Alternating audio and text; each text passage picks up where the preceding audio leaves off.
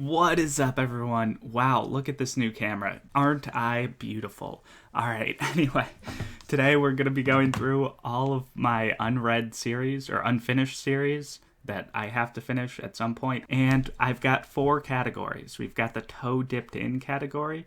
We've got the it's not my fault category. We've got the it's all my fault category. And the I give up category. So first, we'll start with the toe dipped in category, and we've got Wheel of Time, book 1. I'm not even done with book 1 yet, and it's a 14-book series. My toe is sufficiently dipped in. I'll definitely do a review of this next week sometime, but yeah, I've got to actually finish this book. Up next, we've got The Dresden Files by Jim Butcher, and I finished this book early last year, over a year ago, and I just haven't continued on yet. And the first book was solid. I think I'll really like it once I get more into it. And these first 5 to 10 books, from what I hear, are not very long.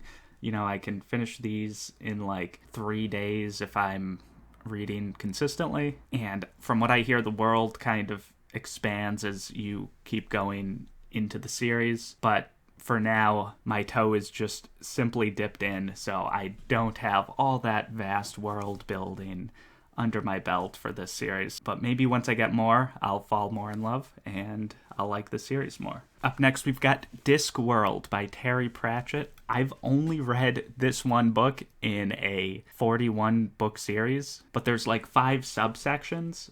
So this City Watch subsection has 8 books, and I've only read 1 book. Again, like Dresden, each individual book isn't massive or anything. I can get through one of these fairly quickly, hopefully, usually. And the more of these you read, the more the world builds out and the more interesting everything is. And I really like this first book. Of these first 3, Discworld is probably the one that I want to get most into, but it's so early with all of them, right? I do want to give all these a chance, but they're going to take time. They're going to just take a lot of time to get through. This is the it's not my fault section. Up next, we've got Stormlight Archive, which I'm actually fully up to date on.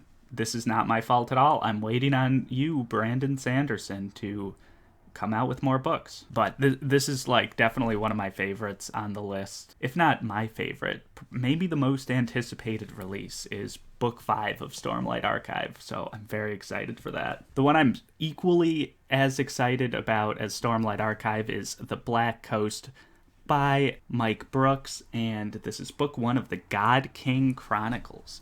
I don't actually know how many books are going to be in this series, but I know book 2 is coming out this week. Actually, when I post this video, book 2 is out in the United States.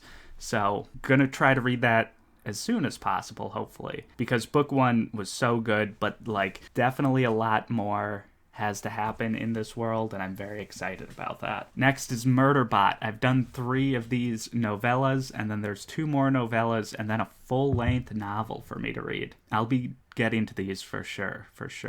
But I don't think the series is finished yet. Actually, I don't know if there's a plan. Is this going to be 10 books, 20 books, 100 books?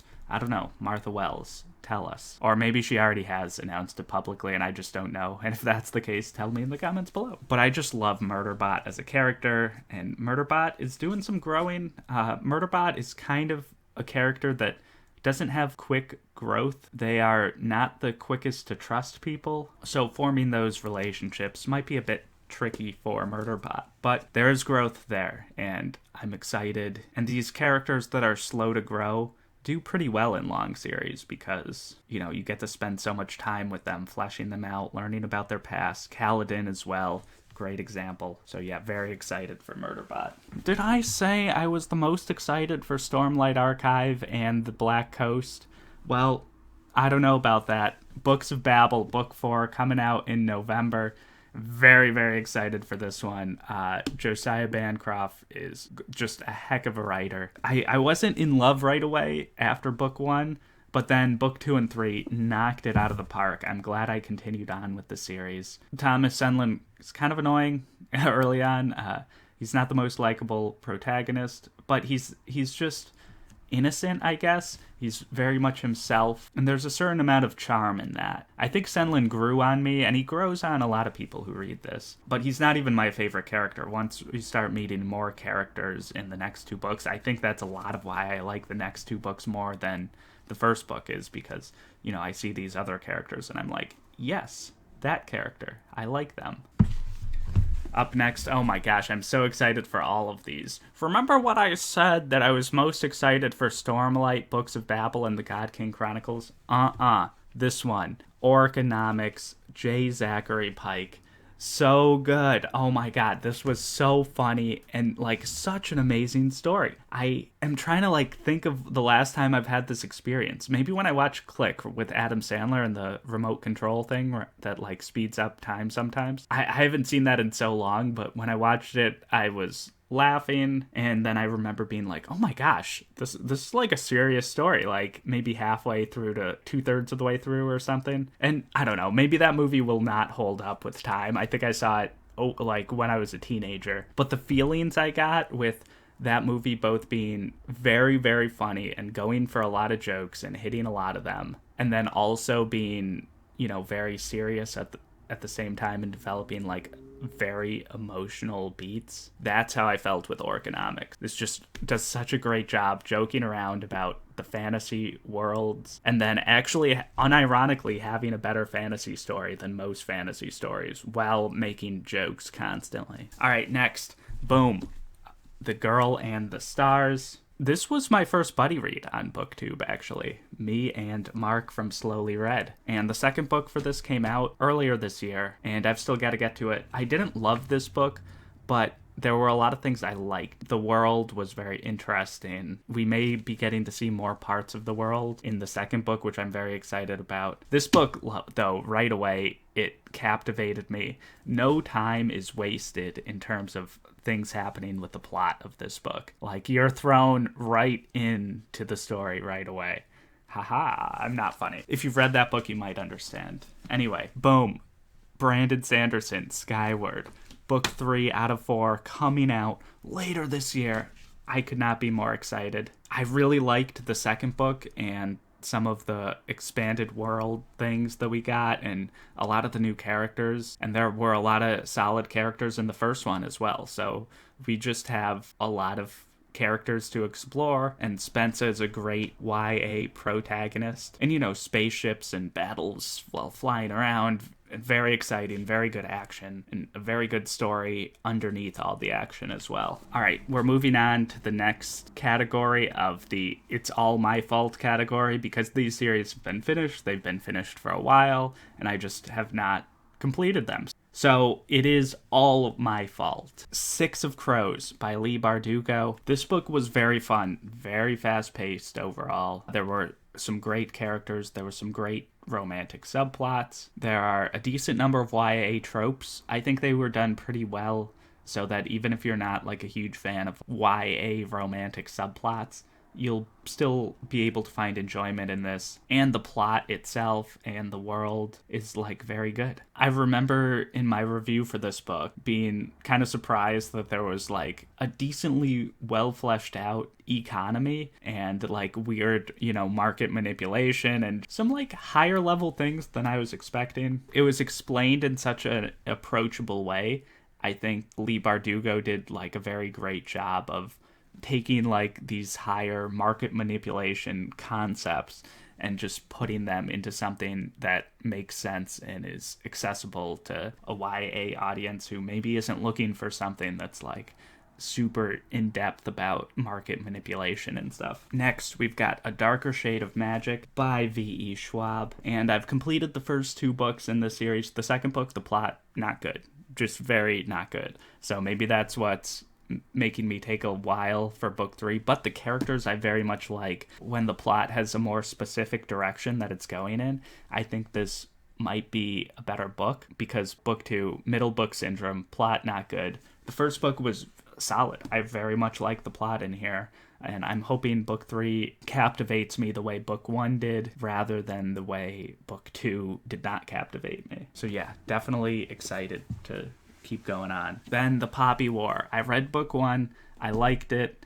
I don't actually remember it that well, so I may have to like look up a summary or something. Rin was not the most likable protagonist, but I don't think she's meant to be super likable. What I do like is how real the world feels, and the fact that this is based on history and like things that actually happened is very cool, and I think that helps make it feel real. And I like how R.F. Kuang isn't shying away from the fact that she's like, oh yeah, this is like historical fantasy. This isn't some sort of allegory. This isn't some sort of like total escapism or something based on nothing. No, she's like, yo, I'm a history PhD student. Has she graduated? I can't remember. I think she was writing this as a student, and she's like, oh, I'm taking what I learned in history classes and putting it into a book. Amazing. I love it. Up next, we've got the big DNF category. I don't really care to finish these series. It's possible I will for some of them, but probably not. And the first one, Children of Time by Adrian Tchaikovsky.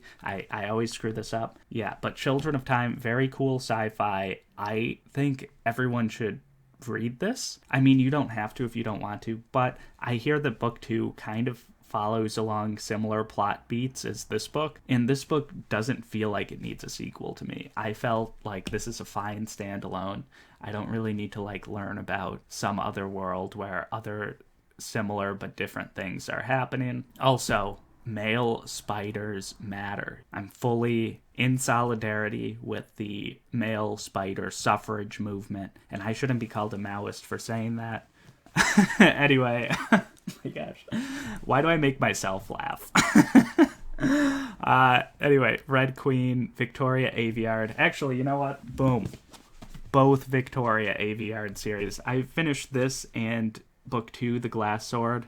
And, you know, I liked book 1. Book 2 went in directions that I was not as big of a fan of. And it was just like a very weird book. People say that book 3 isn't great either. And, you know, I don't know. And this was like so short and fun, you know? Like, I feel like I could recommend Red Queen to just about anyone. And they might not think it's the most unique thing that they've ever read, but they'll probably enjoy it a decent amount. But then as the books get like longer, I'm like, I don't know if it's there. Groundbreaker by Victoria Aveyard as well. This book was solid. It came out, you know, earlier this year. I'm not super excited at all to continue on. It felt like half the characters and half the plot lines I just did not care for at all. And I was like very confused about why one of the plot lines was even in here, which is fine in a longer series, I guess. But then the regular story wasn't great. And I feel like this isn't going in a direction that I'm going to enjoy.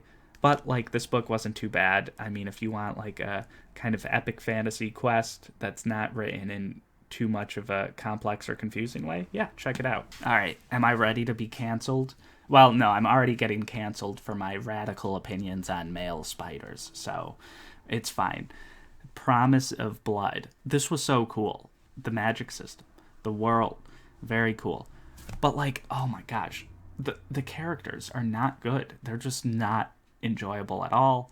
And the plot wasn't good. It's like, can we have like a do-over on this book? Same world, same magic system, same concepts, but then just change literally everything else. Everything about the plot, everything about the characters, or everything about the plot after like the first 5 chapters. Because man, I did not care for much of this at all. And I know people like this series a lot, so I'm sorry, but I'm not sorry. And we're going to continue that sorry, not sorry attitude with this book, Malice by John Gwen. A lot of people love this book too. I just didn't care. It started off very slow. And, you know, I don't mind slow starts sometimes. But I think a lot of times slow starts, I find something to latch on to, something to care about. Whether it be like the characters, like in the first law, I'm like, oh, these characters, let me keep going with this. Or, you know, maybe the world, there's something that I want to solve and something I want to figure out. Maybe that's the case in Wheel of Time. But in Malice, like, I just didn't have that. And, like, to the extent that there was foreshadowing about things, I feel like it might have been a little bit too heavy-handed. And people say there's, like, plot twists later on that totally defy your expectations or whatever. And, yeah, I'm sure there are. But none of it was in book 1. And, like, a lot of that is why I don't like book 1 and why I don't really care to continue on with the series. And, yeah, I did a full rant review, so, yeah. Anyway, that's everything. Tell me which of these I should... And tell me which of these series I should prioritize because, man, there's so much else going on. There's buddy reads galore. There's new releases. There's other things I want to get to. There's like nonfiction book. But I definitely want to keep going on with these series. So anyway, that's everything. Like, comment, subscribe, join my Discord. Tell me if you like the new camera. And yeah, see you guys next time.